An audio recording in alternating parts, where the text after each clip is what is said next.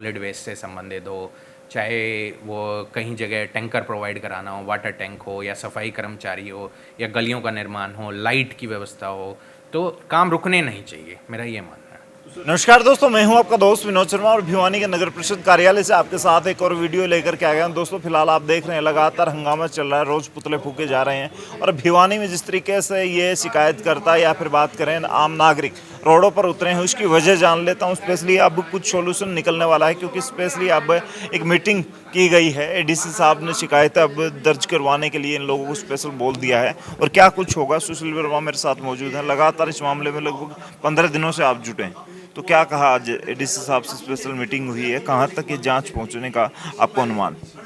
देखिए विनोद जी, हम तो आज यहाँ पे शहीदी दिवस के मौके पे शहीद भगत सिंह को श्रद्धांजलि देने आए थे और इस मकसद से आए थे कि जो हमने घेराव का ऐलान किया हुआ था, अब उसी दौरान बाई चांस मौके पे एडीसी और जो डीएमसी भी हैं इसके नगर परिषद भिवानी के, वो पहुँचे और उन्होंने इनवाइट किया कि आके एक बार बात कीजिए। तो जितने भी हम सब दूसरे अस्पताल में भूख है, उल्टा बच्चा बता दिया, हम तो सारे डर गए।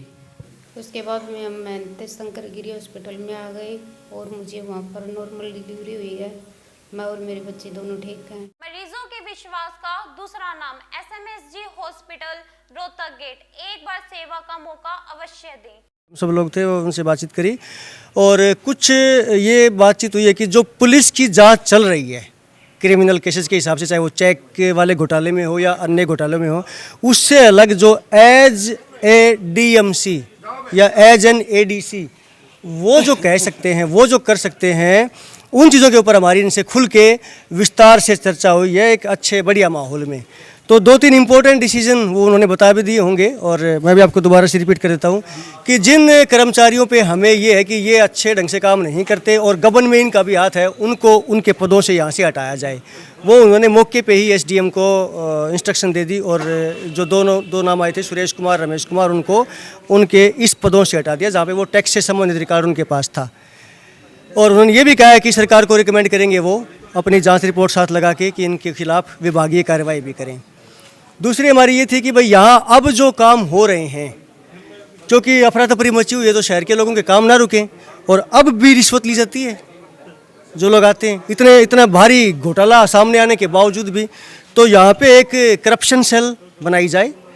तो वो एक एडीसी और एसडीएम 2 लोगों की करप्शन सेल, उन्होंने अपना नंबर सबको दे दिया और कह दिया कि कोई भी अगर पता चले ऐसा तो वो उनसे सीधे किसी भी टाइम सकते हैं। एक सिटीजन सेल बनाने की बात हुई है कि 5 लोगों की एक सिटीजन सेल बनाई जाए जिसमें रोटेशन वाइज लोग यहाँ पे परमानेंट बैठे ऑफिस टाइम में, जो शहर के लोगों के काम करवाएं और वो शहर में जो इस टाइम काम चल रहे हैं उनकी मॉनिटरिंग करवाएं। तो ये जो आज एक प्रक्रिया हुई है वो उस संबंध में हुई है कि जो पुलिस अपना काम कर रही है उससे अलग एडमिनिस्ट्रेटिव लेवल पे क्या हो सकता है। तो हमने भी उनकी बातों का पॉजिटिव रिस्पॉन्स दिया है कि बात सही है कि काम तो चलते रहेंगे, काम वो जाँच एक तरफ है लेकिन काम लोगों के नहीं रुके। और फिलहाल जो भ्रष्टाचार के मामले, मतलब यहाँ अब तो कम से कम कोई रिश्वत ना मांगे और अब कम से कम कोई गबन ना हो, अब कम से कम जो विकास कार्य हों उनमें कोई धांधली ना हो। इतनी सारी कंप्लेंट जा चुकी हैं, अब कौन सी कंप्लेंट जानी बाकी हैं या कंप्लेनेंट आप बनने वाले हैं खुद, तो जांच होगी उन पे, वो कौन से मुद्दे रहते हैं अभी? उनको हम यूनिफाइड कर रहे हैं कंप्लेंट्स को। क्या है कि अलग अलग कंप्लेंट्स गई हुई हैं, अखबार की कटिंग लगा के साथ किसी साथी ने, जागरूक साथी ने भेज दी, इनको मेल कर दी, व्हाट्सअप कर दी और कर दी।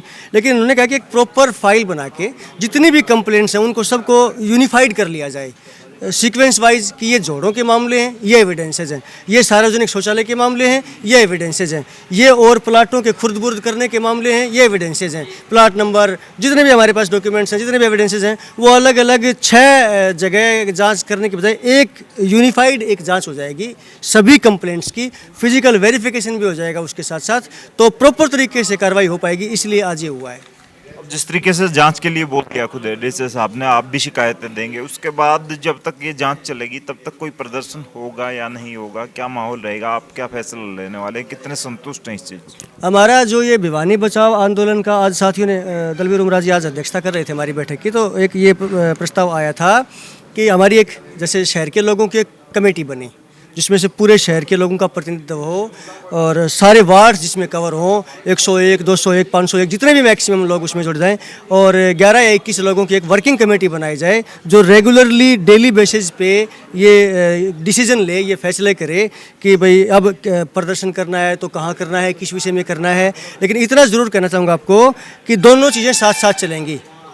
हम प्रशासन का सहयोग करेंगे, सबूत देंगे, ये भी चलेगा, सड़क पे उतर के धरने प्रदर्शन करेंगे, ये भी चलेगा। अब इन्होंने एक मामले के लिए 30 तारीख तक का टाइम दिया है कि 30 तक मैं उसकी जांच पड़ताल करके भेज दूंगा, लेकिन जांच पड़ताल करके भिजवाने तक सीमित नहीं रहेंगे। जो दोषी हैं करप्शन में, गबन में, जिन्होंने करोड़ों खाए हैं, उनको उनके असली ठिकाने भेजने तक ये आंदोलन जारी रहेगा। नहीं, आश्वासन कोई ऐसी बात नहीं कि मैं आश्वासन दूंगा। उन्होंने जो उनकी ग्रीवेंसेस थी वो सुनी गई, उनके द्वारा जो 3-4 चीज़ें थी वो बताई गई, सुनी गई। तो 2 की इंक्वायरी तो हमने कर दी है, एक की प्रिलिमिनरी इंक्वायरी, एक और इंक्वायरी हमने करके भेज दी है, ठीक है, जो उन्होंने बताया। तीसरा जो हाउस टैक्स वाला रिसिप्ट का मामला उन्होंने बताया, तो मैंने कहा कि आप कंप्लेनेंट भरो और मेरे को इंक्वायरी आप मार्क करवाइए, तो मैं उसकी भी इंक्वायरी कर दूँगा। मुख्य कौन सी शिकायतें मिली सर? एक नगर परिषद की असेसमेंट की शिकायत है, ठीक है। दूसरा ये जो कैश बुक और बैंक स्टेटमेंट का मिलान और इससे संबंधित, तो ये 2 इंक्वायरी हमने करके भेज दी है, ठीक है। तीसरी हाउस टैक्स वाली वो जो बता रहे थे, वो इंक्वायरी मेरे को नहीं आई है, तो मैंने उनसे यही बोला है कि जो आपकी ग्रीवेंसेस हैं, जो इस 2 के अलावा रह गई है, वो लिख कर दीजिए, जॉल डाउन करिए, फिर हम आपको बिल्कुल आपको इंक्लूड करके ही इंक्वायरी करवा देंगे। रोजाना भिन्न पार्टियां प्रदर्शन कर रही हैं रोडों पर, सदन में भी मुद्दा गूंज रहा है, तो कब तक मान के चले शहर की जनता की जांच हो के निकल के? जो मेरे पास इंक्वायरी थी वो हमने कर दी। जो अब ये कंप्लेनेंट बन के मेरे को इंक्वायरी मार्क करवाएंगे या मेरे को इंक्वायरी देंगे, तो जितनी जल्दी हो सकता है मैं कर दूंगा। आज स्पेशल सेल भी आपने जारी किए हैं, यहाँ पर हेल्पलाइन नंबर भी एक आपने हाँ, किए हैं। ऐसा है कि म्यूनसिपल काउंसिल एक इंस्टीट्यूट है, ऑर्गेनाइजेशन है। मेरा ये मानना है म्यूनसिपल काउंसिल शहर की बेसिक सुविधाएं को पूरा करता है, चाहे वो सॉलिड वेस्ट से संबंधित हो, चाहे वो कहीं जगह टैंकर प्रोवाइड कराना हो, वाटर टैंक हो, या सफाई कर्मचारी हो, या गलियों का निर्माण हो, लाइट की व्यवस्था हो, तो काम रुकने नहीं चाहिए, मेरा ये मानना है।